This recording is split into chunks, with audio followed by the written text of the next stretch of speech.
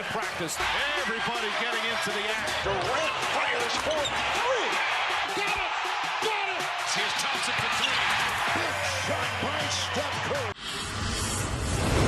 Another puzzle piece that I don't know is considered as often as these others are is Kawhi Leonard. He's obviously not an unrestricted free agent, but he has approached his organization, the Spurs, asking about being traded. How do you think that his decision-making will play into all of this shaking out? Oh, I think it's just like Paul George's. If Kawhi is going to be a piece of a bigger package that goes elsewhere, potentially to Los Angeles, then all of these guys have to be looking around and surveying the landscape and figuring out who goes where and how do we get it done. We had a situation, obviously, when LeBron James, Dwayne Wade, and Chris Bosh joined forces in Miami, where the players had to be active participants, you know, taking less in order for that situation to happen.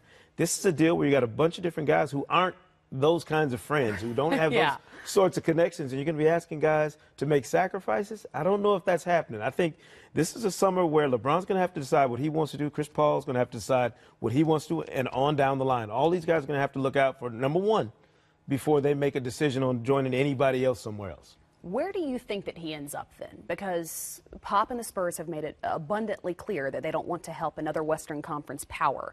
What does your gut tell you happens with Kawhi? You've got to get, if you're Kawhi Leonard and you're absolutely adamant about leaving San Antonio, and I'm the Spurs, there's no way I'm moving you to the Los Angeles Lakers. Right. Because I don't want you that close. I don't want you in that proximity to me come playoff time, you know, when maybe our seasons are on the line and I'm facing a guy that I had in my uniform that I facilitated a trade for you to go there.